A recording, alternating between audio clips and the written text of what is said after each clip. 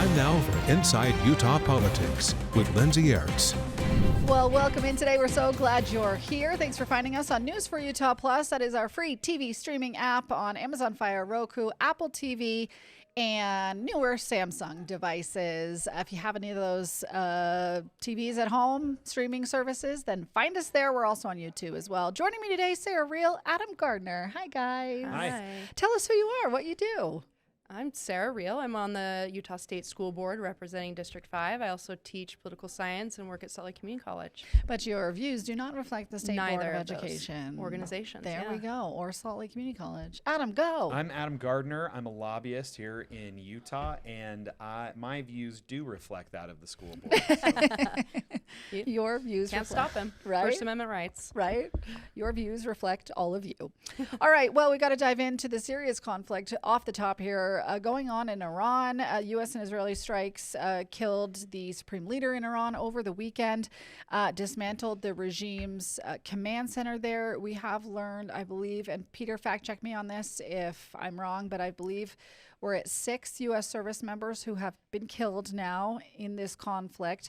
And President Trump is signaling that this operation was because of Iran's nuclear capabilities and the threat of nuclear attack maybe, or at least efforts to use their nuclear system was imminent.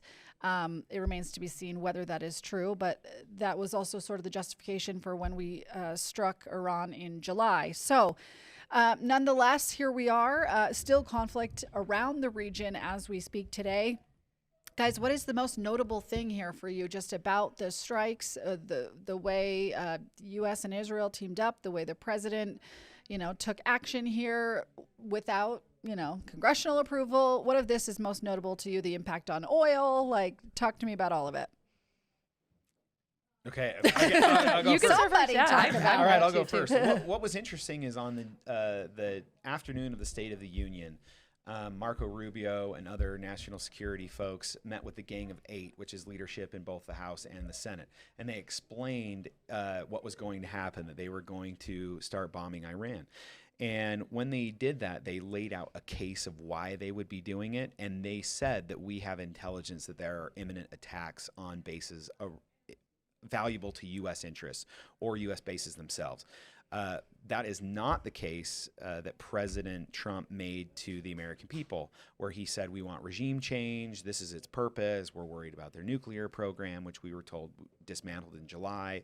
That's not the case. Regardless, I think there's a lot of folks, a lot of Iranian folks, especially that have been cheering in the streets and are like, we're not Trump people, but holy cow, we're so glad that the Ayatollah Khamenei is dead.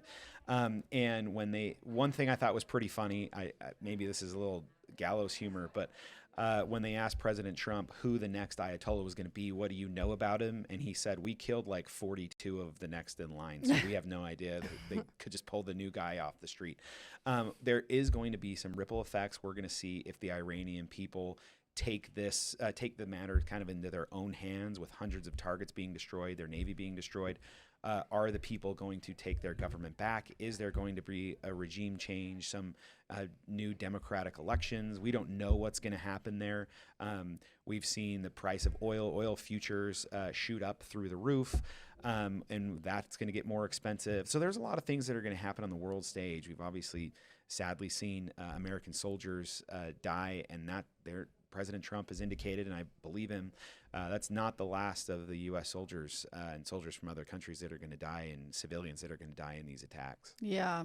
Sarah, as you look at this, do you take any issue with the way that the president went about this? The interesting thing is when I teach the War Powers Resolution and I talk about how Congress kind of gave up that power to declare war, it's like they gave it up, right? And so it's interesting to me because when it comes to foreign policy and when it comes to military actions, we just have to trust the administration and national security. There's so much we're not going to understand or know, and that's on purpose. We need to be able to be secure. We need to be able to move in certain ways without the public knowing. So, but all of us here grew up in a generation where an entire war was started over weapons of mass destruction that they never found. And so I don't know about you both, but I kind of am always like, are we sure that they're there? Are we sure that that was the reason? So the conflict between Trump's rationale and the Gang of Eight and all those the rationale that Rubio gave is really interesting, because I think we're all a little bit hesitant to start a new war, but we're also looking at it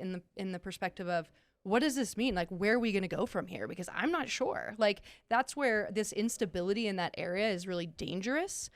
We don't want to be stuck there for a long time. But at this point, we don't have a plan for where we're going moving forward. Between that and wondering exactly the purpose truly was a purpose, I think that causes a little confusion and worry in Americans. Adam, what do you make of the mixed messaging? You mentioned it earlier, kind of between, is it regime change, or is it nuclear capabilities, or is it both, or is it neither? Like, what do you make of that kind of disconnect? I feel there? like at this point they're just doing an ends justify the means kind of case that, take your pick. Regime change, nuclear ambitions, or a threat to the neighbors. Like, we don't care.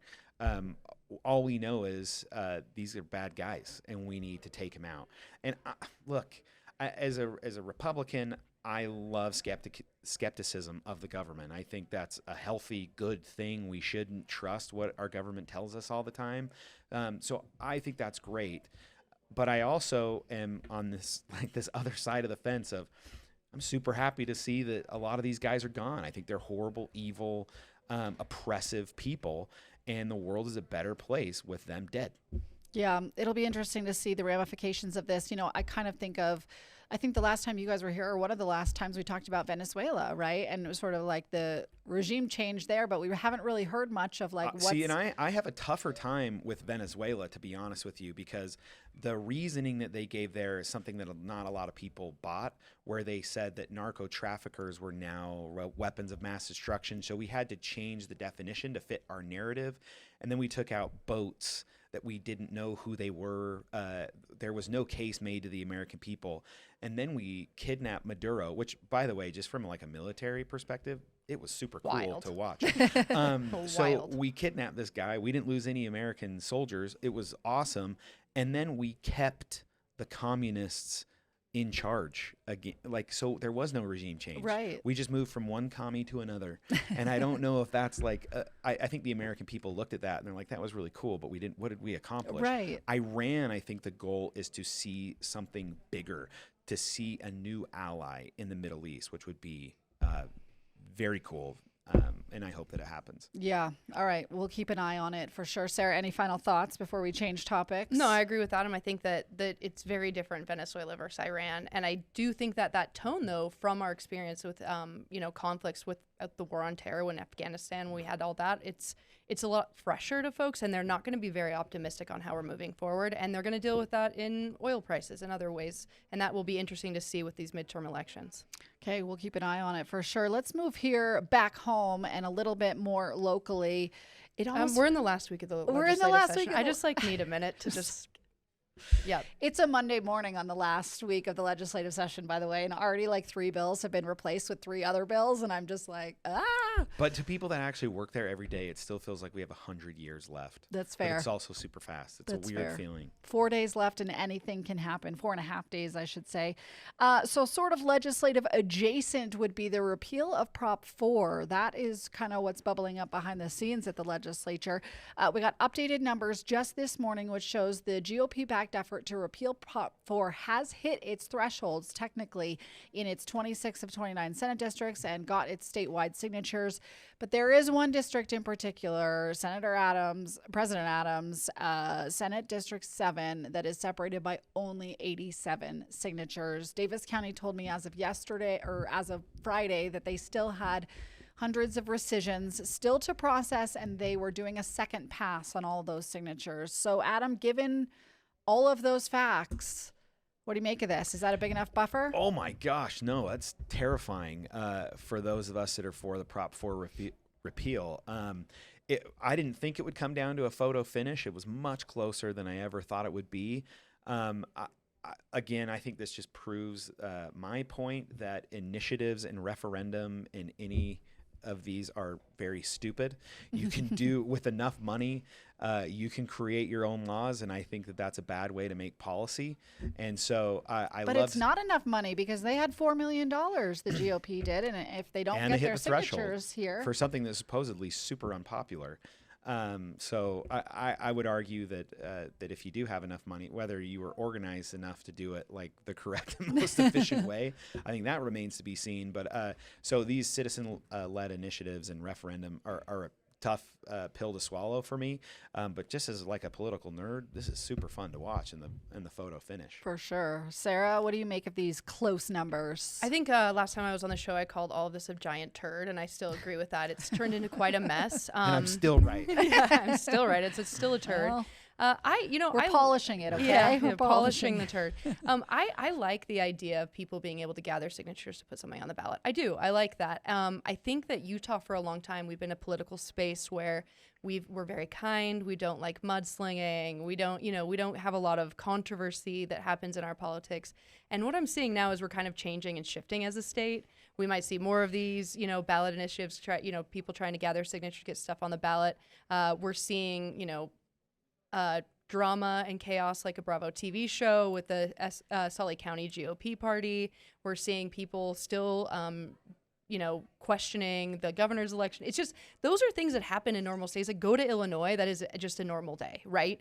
But it's stuff that we're not used to seeing in Utah. And I don't want people to get discouraged. I want people to stay engaged. But at the same time, it's making it really hard to get voters to get excited. And I was gathering signatures this weekend, and people are so hesitant to sign on anything. And I was gathering for a candidate, and we talked about this last time. I think we're creating a new environment here where people are going to possibly have more distrust for their elected officials, which I don't think is great. But if it's deserving, then fine. I think it's kind of like what you do with a lot of folks. I've noticed that when a judge comes up for retention, some people you talk to, how did you vote on the judges? And people throw up their hands. Ugh, I give up the whole system. It's a stupid. And I think, to your point, that's kind of what's happening with candidate signatures and referendum and things. People are like, ugh, just to heck with it. I'm never signing any of these stupid things again. And that becomes a problem for the process. Yeah, especially because that's the way we put our candidates on the ballot in addition to the caucus convention system. So do you guys see any issue with either side in how the gathering has happened? Because there has been such a back and forth between, the Democrats are being shady and the Republicans are assaulting people, and the Democrats are assaulting people, We're Republicans being shady, and just kind of this back and forth. Is that normal, or do you see this as kind of a little bit more heated of a situation, maybe because of the court cases? I don't know. Sarah made the point earlier where this is becoming kind of the new norm, and it's like people aren't this passive aggressive society anymore. It's aggressive, and that becomes a problem too. And we've talked about on the show where I walked out of a Bees game with my family, and there were folks there, sign this petition if you care about teachers and firefighters. So everyone's lining up, and I'm like, I get it. Yeah, that's what it's about, but you're not explaining what this does. And I know that's going to happen on the Prop 4 side too. We're just making sure everyone can have 4 elections. That's how it was sold, and that's how it's going to be repealed. Right. And that becomes a real problem too. And so I to your point, Sarah, like, I don't have a problem with citizens being able to control their own government, their own destiny, control their own laws. But the problem is we're being sold a bill of goods here that you can't necessarily rely on people going door to door to tell the whole truth. Yeah, that's interesting. I wonder if the folks who had signature gathering as part of their, platform, if you will, if they thought through that. I guess one silver lining is that we're potentially creating new jobs because we're asking people to go, they're hiring folks left and right to go gather signatures. So maybe that's helpful. There is a signature gathering industry out there. There is. That is for sure. And it gets because messy. it's hard. Yeah. It's really, as a candidate, especially as a candidate, when you go door to door to get 1,000 signatures to run for the House, everyone wants to, you're the candidate? Well, I have an issue. And you end up talking to these people for half an hour on the doorstep. It's really hard to get 1,000 signatures to get on the ballot. Interesting. Okay. We'll have to watch that for sure. I think every day that pendulum will swing on Prop 4. And I can tell you that every morning at 9 a.m., I watch for my spreadsheet to be updated. And then I tweet out what the update is. What a fun life you have. What a great morning routine. a lot of fun at I parties. do find it also ironic that it is President Adams' district that there's the contention and the closeness. It's kind of cute and fun from a Bravo TV standpoint. It's very curious. However, I got to look into some more possible, whether there's more signatures out there that we don't know about, right? Trying to get updates from the Davis County clerk, but things change all the time. So You're saying signatures that haven't been counted or Yeah. that are trying to get repealed or no, removed? I need to look into, well, first of all, he said on Friday, hundreds of rescissions that have not yet been processed. So there's that. But that's countywide, right? Right. So Okay. that may not just impact Adams district, right? But with only an 87 signature margin, how many of those could repeal there? Plus, you still have time from a better boundaries standpoint to go target that district. And it only takes, a couple rescissions to peel that back. And this goes into, I think our next topic, which is elections, right? Yeah. It goes into our next topic is like, even if, these county clerks, I always tell my students when I talk about elections, I'm like, do you guys have any friends who are just like, there is no gray area. They live life black and white. Like this is what the right thing to do. This is what the law says. Mm-hmm. A county clerk lives their life like that. They are rule followers.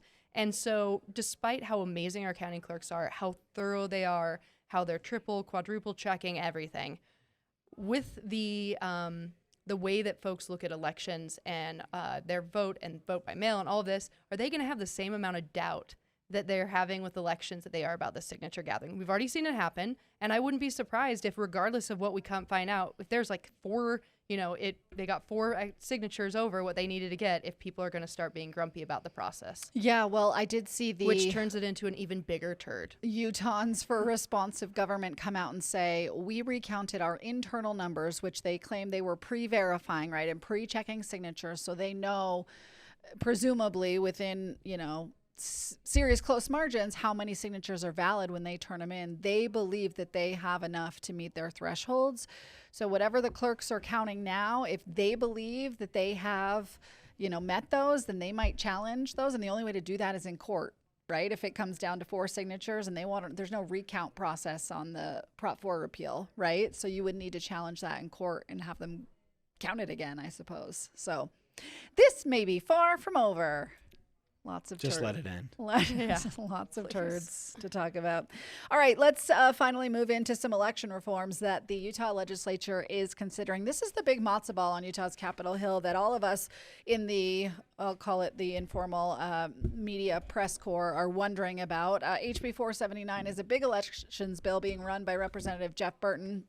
And it would require you'd get a ballot in the mail, but you'd need to go turn it in person to show ID. And you can only do it during certain times when the drop boxes are staffed. Legislative leaders really want to validate ID, and that's where they believe they would do that. But there's kind of a huge monetary question about how you staff those ballot boxes. And Senate and House leaders are working to maybe soften that a little bit just because of that cost. Guys, let's talk about the policy first before we kind of talk about the process of what the legislature is going through here. How do we feel about, having to show ID and doing it at this point at the drop box? Well, I think this gets rid of vote by mail. First of all, I think that's something I've used every election. I love vote by mail. So you would still get your ballot mailed to you, if I'm not mistaken, but you couldn't return it by mail. Right. Well, you would have to opt in every 8 years to get a ballot by mail. And so if you did not opt in, then you have to take it to a drop box where it'd have to be staffed by 2 people, right? To be able to verify your ID, you are who you say you are, and on the face, I don't have any problem with showing my ID. I did when I had to go vote and prove that I was a citizen and show a utility bill and now that I was when I registered to vote. So that kind of takes care of it. And there's other ways to verify who I am. The clerks do that through my signature and say, hey, this is the person that filled it out. And the last 4 of your ID that we already required last year. So it is a painstaking process. And just the fact that like a city on an off year election for their city council races will now have to increase their contract with the county clerks to run these races and staff up and have, that's one drop box for every 10,000 people. So the city that I come from. I think we have like 6 or something. No, we'd have a lot more than that. So it would be a nightmare to have 2 people all the time, multiple shifts.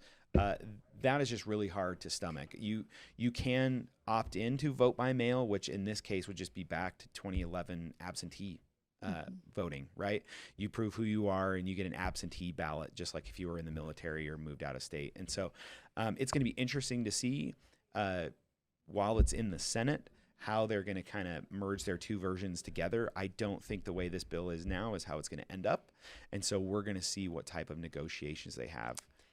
Yeah. If we could, let's set aside the voter ID requirement for a second and just settle on the fact that, okay, we're going to require ID when we show up to vote. In a vote by mail system, where would be the process you do that? Yeah. How would you solve for this problem? Because the Senate keeps saying we want to solve for this problem. We like, the having to show ID, but it's the logistics of the staffing the drop boxes that's not really jiving with the budget and with, the logistics for voters. They're solving for a problem that doesn't exist. They're trying to find a problem. There isn't a problem. We have secure, safe elections. Any type of barriers that we put in place to make it harder for people to vote is voter suppression.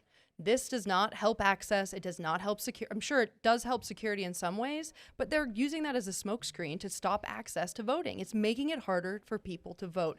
Anything that our government does that makes it harder for people to use their voice and vote is voter suppression. And this is soft voter suppression is what you could call it. But regardless, all of it is bad. It doesn't help us. It doesn't help voter turnout. And it's all existing. This entire conversation about these elections are existing out of false problems. We're going to have a few people that vote here and there that maybe are dead usually. And in the last a Trump election, it was they voted for Trump, but they were dead. So I'm like, okay, it's your home party that's doing that. We need to stop with these bills that make it harder for people to vote because we're hurting all of us. Adam, is there a need here, or is this just making it harder to vote? I won't necessarily say that there's not a need. I don't agree that it's suppression. I think it's more inconvenient. I don't feel like my vote is suppressed because it's more inconvenient to vote.